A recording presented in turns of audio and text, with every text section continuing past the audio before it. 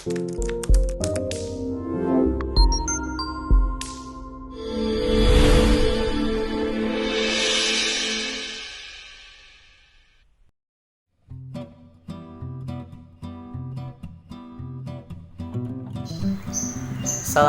warahmatullahi wabarakatuh. Hai semuanya, perkenalkan nama saya Rahmat Ali Ikram, mahasiswa dari Ilmu Kesehatan Masyarakat, Fakultas Kesehatan Masyarakat, Universitas Andalas. Nah, seperti yang teman ketahui, kalau seorang ilmu kesehatan masyarakat dituntut untuk meningkatkan derajat kesehatan masyarakat agar bisa terhindar dari berbagai macam penyakit. Nah, pada video kali ini saya akan membahas mengenai penyakit tulang yang bernama penyakit skoliosis. Nah, di video kali ini juga saya tidak akan sendirian karena saya akan bersama dengan seorang keluarga saya, dan di sana saya akan memberikan penyuluhan lebih lanjut mengenai apa sih itu skoliosis. Nah, tunggu apa lagi? Check it out.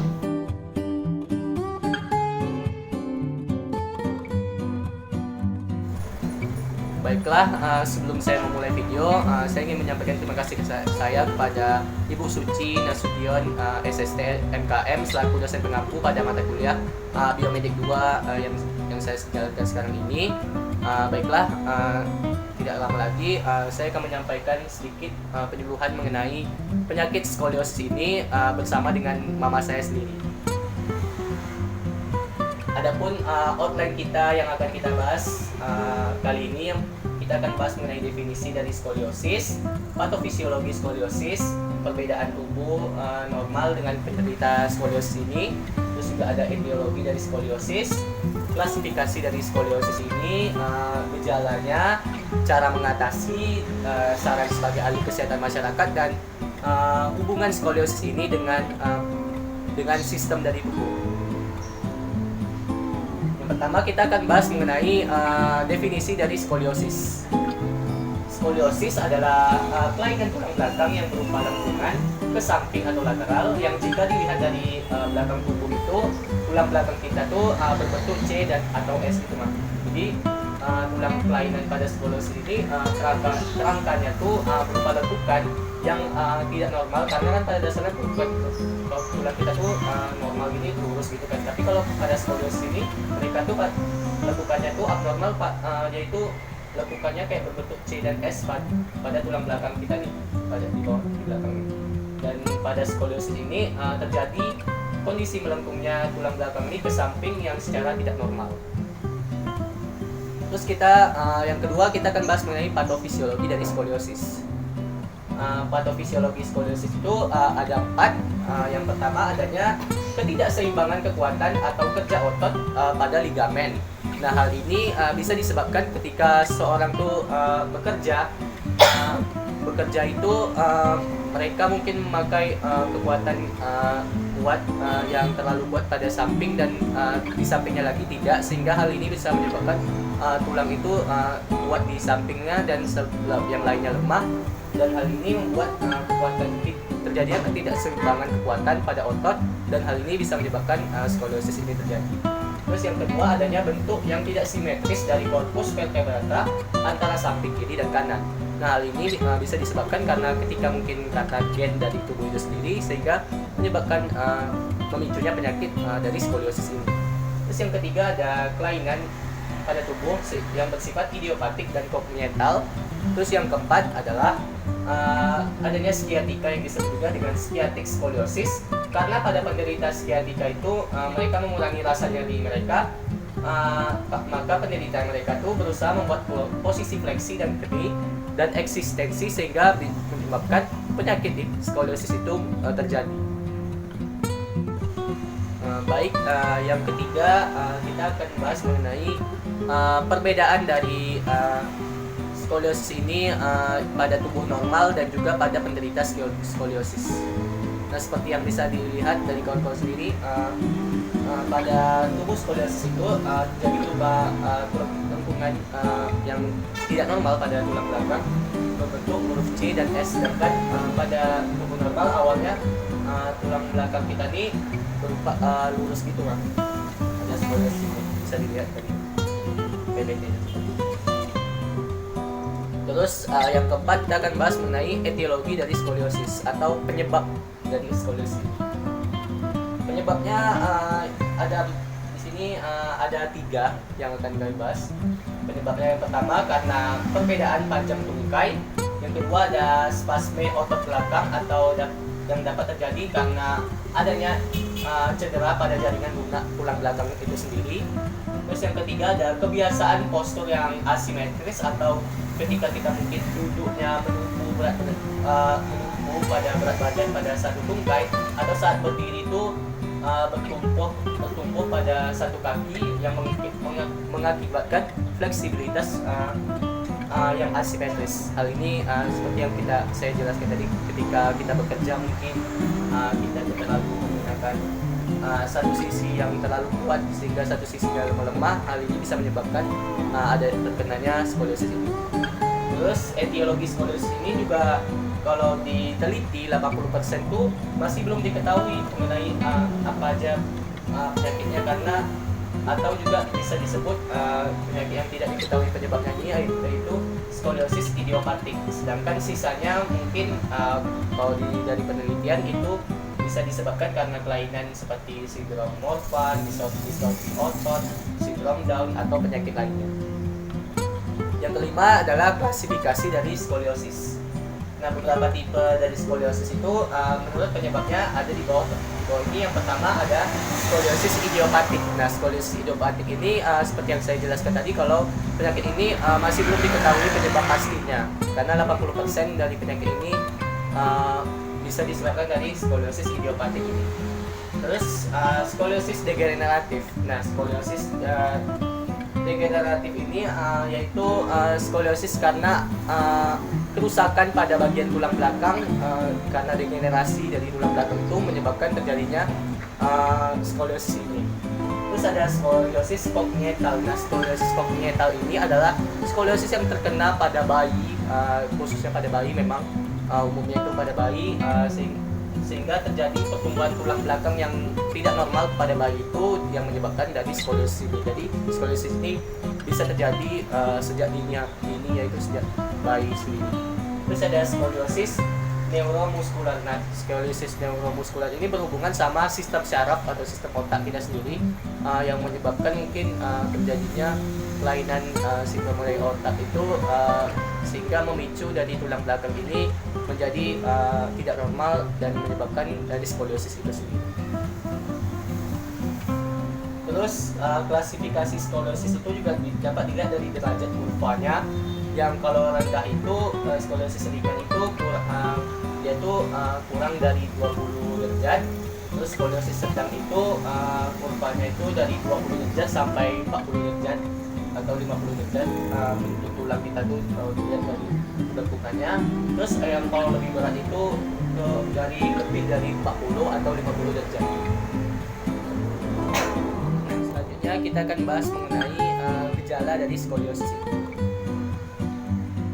Nah, gejala dari skoliosis ini kadang-kadang mungkin kita tuh merasa pegal pada daerah tubuh kita itu, sehingga menyebabkan dari skoliosis ini, atau mungkin terjadi merasa aneh pada tulang belakang karena lekukan yang tidak normal dan perubahan lekukan pada tulang belakang itu. Terus juga mungkin karena kepala nampak bergeser pada dari tengah atau satu pinggul, atau pundak kita merasa lebih tinggi dari yang satu yang lainnya. Hal ini bisa kemungkinan berisiko terkena dari skoliosis ini. Dan juga yang terakhir bisa jadi karena disabilitas, nyeri, deformitas, hambatan fungsional, masalah paru, atau mungkin kemungkinan terjadinya progresivitas pada saat dewasa dan gangguan dari psikologis itu. Terus yang ketujuh adalah cara mengatasi dari penyakit skoliosis ini. Penyakit skoliosis ini kami rangkum cara mengatasinya ada 5. Yang pertama ada pemeriksaan secara fisik, yaitu kita tuh sejak dini kita tuh harus memeriksa tulang belakang kita tuh bagaimana sejak dini itu tulang belakang kita tuh bagaimana posturnya, sehingga hal ini bisa dapat diketahui dari dokter itu bagaimana apakah kita memiliki resiko kemungkinan terjadinya skoliosis ini.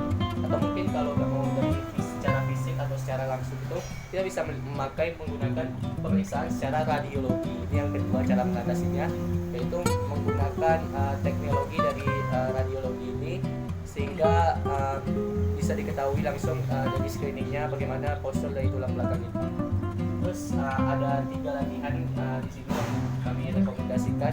Yang ketiga ada yang ketiga dari itu ada metode SCORE, ada latihan block, dan juga latihan metode X yang mungkin bisa dilihat pada intinya tuh latihan ini adalah untuk memperkuat tulang belakang kita sendiri sehingga bisa mencegah terjadinya kelainan dari tulang yang abnormal pada yaitu kelainan dari skoliosis.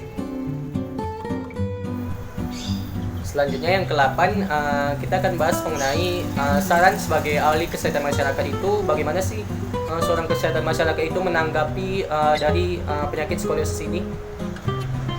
Yang pertama, seorang ahli kesehatan masyarakat bisa memanfaatkan ambien media sebagai penyuluhan. Nah, seperti yang kita ketahui kan dari zaman yang sudah canggih ini, pasti banyak masyarakat yang sudah menggunakan media-media berupa baik internet atau dari media sosial mereka, dan di sini seorang ahli kesehatan masyarakat bisa memanfaatkan media-media ini sebagai metode penyuluhan mereka untuk memberikan penyuluhan mengenai pentingnya penyakit itu menjaga tubuh sehingga terhindar dari penyakit skoliosis ini. Nah, terus yang kedua yaitu memanfaatkan e-book sebagai media informasi. Nah, seperti yang kita ketahui kalau kita sebenarnya pada dasarnya kita sudah belajar juga mengenai penyakit skoliosis ini, tapi cuman secara dasar gitu dari jenjang SMA mungkin atau ketika jenjang SMP gitu di buku-buku yang telah kita pelajari. Cuman di sini seorang ahli kesehatan masyarakat tentunya memberikan inovasi yang baru gitu, yaitu dengan memanfaatkan e-book sebagai media informasi sehingga di mana e-book ini artinya bisa diakses secara mudah oleh masyarakat sekitar, bisa diakses melalui media internet, dan di sana terdapat informasi secara lebih lanjut, secara lebih detail mengenai penyakit skoliosis ini. Terus juga ada yang ketiga itu melakukan penyuluhan secara langsung pada masyarakat sekitar. Nah, ini memang sudah sewajarnya dari seorang ahli kesehatan masyarakat itu memberikan penyuluhan langsung pada masyarakat sekitar mengenai pentingnya menjaga tubuh agar terhindar dari penyakit skoliosis ini, dan juga cara pencegahannya mungkin kita bisa kasih tahu dan bahaya-bahaya dari penyakit skoliosis ini kepada masyarakat sehingga mereka mau merubah perilaku mereka menjadi yang lebih baik lagi dan meningkatkan derajat kesehatan masyarakat mereka sendiri. Terus yang keempat juga kita bisa memberikan promosi kesehatan kepada masyarakat sendiri. Nah, apa sih bedanya dengan penyuluhan tadi? Nah, kalau dengan promosi kesehatan ini, selain kita memberikan penyuluhan, kita juga memberikan mereka fasilitas yang bisa membantu mereka agar terhindar dari penyakit skoliosis ini. Nah, fasilitas yang saya maksud di sini menurut bacaan dari saya dari jurnal yang telah saya baca, kalau dengan memanfaatkan fasilitas dari Swiss ball exercise. Nah, Swiss ball exercise ini bisa meningkatkan kekuatan otot pada tulang belakang kita sehingga kita tidak akan lebih bisa jauh lah dari bahaya dan resiko skoliosis ini. Yang ke-9 yaitu hubungan skoliosis ini dengan sistem tubuh. Nah, hubungan dari skoliosis dari sistem tubuh ini, kenapa bahaya saya bilang skoliosis ini? Karena skoliosis ini bisa menyebabkan sistem dari tubuh kita yang lain terkena juga. Seperti di sini bisa dilihat kalau karena skoliosis ini bisa menyebabkan terjadinya kerusakan paru dan jantung pada tubuh.